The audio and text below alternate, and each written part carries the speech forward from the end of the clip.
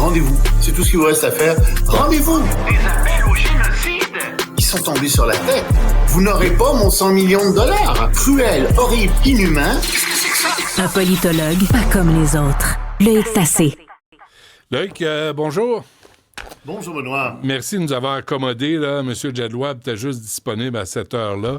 Donc, je te remercie de nous avoir accommodés. Juste une réaction à cette entrevue, là, quand même, avec la crise, la dernière question, là, la crise du logement, la crise dans les services communautaires, dans les écoles, les hôpitaux, c'est sûr que ça a influencé l'opinion publique à propos de l'immigration.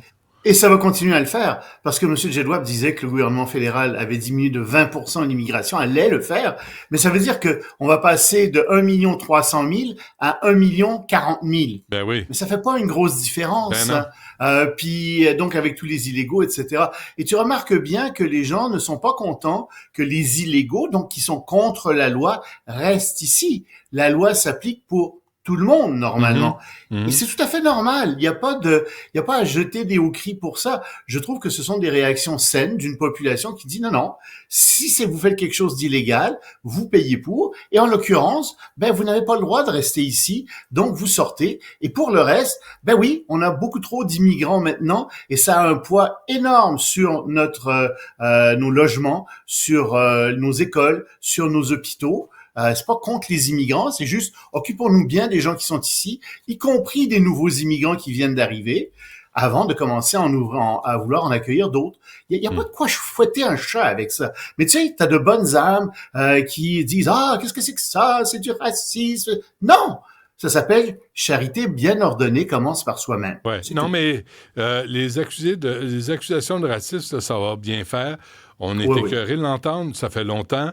Vous l'avez utilisé, xénophobe, islamophobe, toutes ces histoires-là, toutes les phobes que vous voulez, là, prenez vos pédos 4 heures et revenez dans la réalité. Lâchez votre dogme woke, puis revenez à la réalité. La réalité, c'est que les sociétés d'accueil ont une capacité de payer limitée, puis ont des ressources limitées. C'est simple comme ça. Ouais. C'est simple comme ça, Benoît. Et on devrait pas complexifier tout ça pour rien.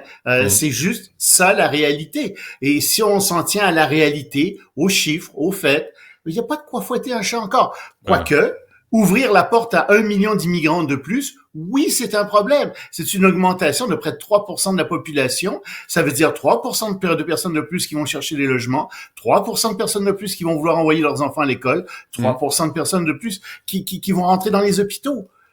On n'est plus capable. L'élastique est étiré au maximum. C'est nos impôts. C'est nous qui payons avec ça à la fin. C'est nous qui payons pour tout ça. Alors, à un moment donné, on dit, non, ça suffit. C'est tout. Parce que les autres en souffrent.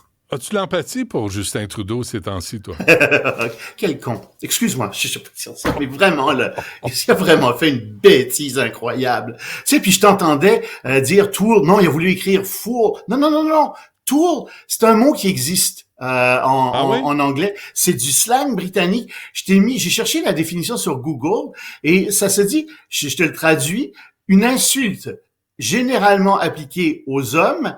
L'expression slang tool réfère à quelqu'un qui est insécure et qui s'achète des amis ou essaie de se montrer vraiment cool, c'est difficile à traduire. Un tool est souvent victime de manipulation par d'autres personnes et réalise rarement qu'il est l'objet de mépris. Ah, je savais pas ça. OK, je l'apprends. C'est ça, alors, c'est très difficilement traduisible, hein. Mais c'est très méchant ce qu'il a dit. Je sais pas comment traduire ça. Insupportable. Tour, pantin insupportable, pantin, un pantin agaçant, insupportable. C'est drôle. C'est très méchant ce qu'il a dit sur Justin Trudeau. C'est peut-être vrai, je le sais pas, mais Trudeau se l'est un peu attiré parce que, tu vois, quand t'es à l'intérieur, il est quand même le premier ministre du Canada. Alors, le fait d'aller dire stupidement, et c'est vraiment stupide, que les Américains avaient refusé 2 fois d'élire une femme, d'abord, c'est pas tout à fait vrai. Hillary Clinton a eu plus de votes que Trump en 2016. Et deuxièmement, c'est pas les Américains en général, c'est dans toutes les couches sociales, les gens ont voté pour Trump. Ça n'avait rien à voir avec le fait que Madame Harris soit une femme. Rien à voir. Ou très peu à voir véritablement. La communauté noire a voté davantage pour Trump aussi. Aussi, C'est ça, hein? les femmes ont voté davantage pour Trump. Tu sais, à un moment donné, là, faut regarder les chiffres puis regarder ce qui est arrivé. Et c'est ça qui est arrivé. Les vrais chiffres. Puis c'est son histoire de se dire féministe en relations internationales. Ça commence écoute, ça existe quasiment pas, le féminisme en relations internationales. C'est marginal. Ça ne sert, tu sais, ça veut dire que, par exemple, les femmes ne prennent pas les mêmes décisions que les hommes quand elles sont dans des postes clés. Ouais. C'est faux. Ouais. Tout ce qu'on voit, c'est que les femmes prennent les mêmes décisions que les hommes. Et plus que ça signifie qu'il y a une espèce de façon systémique féministe de voir le monde puis une façon féministe. Non, c'est une science aussi. Ça marche sur les intérêts des États. C'est ça qu'on regarde. Puis c'est pas parce que t'es un homme ou que t'es une femme que tu fais une analyse différente. Je peux te dire une chose, parmi mes étudiants, je ne peux pas distinguer qui est un homme et qui est une femme quand je lis une analyse en relations internationales, à moins de regarder leur nom. C'est tout. Juste, est-ce qu'on a la vidéo de Kamala Harris? Est-ce qu'on l'a pas loin? OK, parce que c'est toujours, c'est un donneur de leçons, là, Justin Trudeau. Il se place toujours comme celui qui est au-dessus de l'empathie, de la compassion. Il est en train de... Oui, mais il va négocier avec Donald Trump, puis il l'insulte en public. Il va se faire manger vivant. Mais qu'est-ce que tu fais là? Attends-moi une seconde. Là, je vais juste te présenter un truc de Kamala Harris. Tu sais, les gens n'ont pas voté pour elle. C'est pas un mystère. C'est parce qu'elle disait une chose, puis on en faisait une autre. Regarde bien ça, Loïc. We all sing happy tunes and sing Merry Christmas and wish each other Merry Christmas. These children are not going to have a Merry Christmas. How dare we speak Merry Christmas? How dare we? Merry Christmas, everyone. Christmas is a time of hope and joy to celebrate our favorite family traditions. Exactement. C'est ça, c'est beau. C'est Kamala Harris. C'est How dare... Tu sais, une autre donneuse de leçons. Comment on fait pour souhaiter Joyeux Noël quand des enfants... Eh bien, regardons. Puis après, elle servait d'abord Happy Christmas. C'est toujours pareil. Gouvernement russe qui demande à ses ressortissants de ne pas voyager aux États-Unis. Ouais, c'est pas drôle ça, c'est parce que on n'a jamais vu ça depuis 1962. Les relations entre les deux pays sont extrêmement tendues et seraient même au bord de la rupture selon plusieurs diplomates.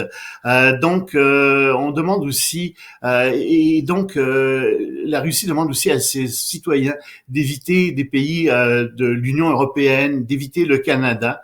Et remarque que les États-Unis ont fait la même chose. Ils ont demandé à leurs ressortissants de pas voyager en Russie parce que pour les États-Unis, ils pourraient subir du harcèlement ou des arrestations arbitraires qui sont fondées sur leur nationalité américaine.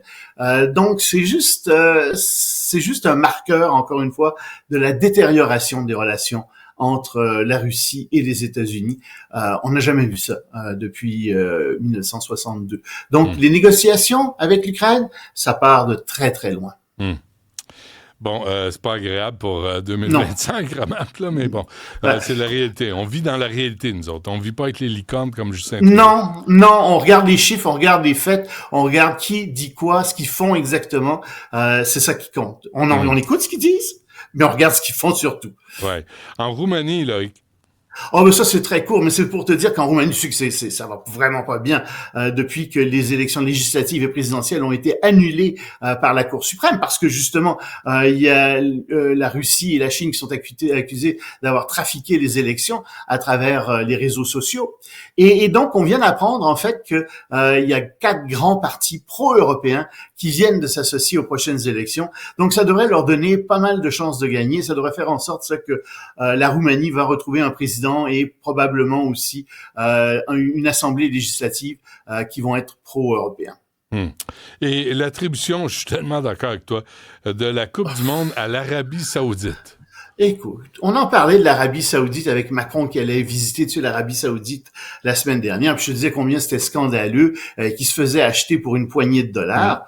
Ben oui, l'Arabie Saoudite qui se voit accorder la Coupe du Monde pour 2032. Sais-tu ce que ça a été ma première pensée? Combien d'argent est-ce qu'ils ont payé les gens qui votaient pour ça? Combien d'argent est-ce qu'ils ont donné à la FIFA pour acheter leur candidature? Moi, c'est ça que je me suis posé comme question. Et je pense que, tu sais, ils étaient seuls candidats, c'est très particulier aussi. Puis, tu sais, ça montre aussi qu'il y a un problème avec l'organisation de cette coupe. Ça coûte les yeux de la tête pour arranger ça. Il y a des gens qui s'enrichissent de manière scandaleuse avec tout ça. C'est ridicule que la FIFA, la Coupe du monde de soccer, de football, comme on l'appelle officiellement, coûte un tel prix. C'est ridicule.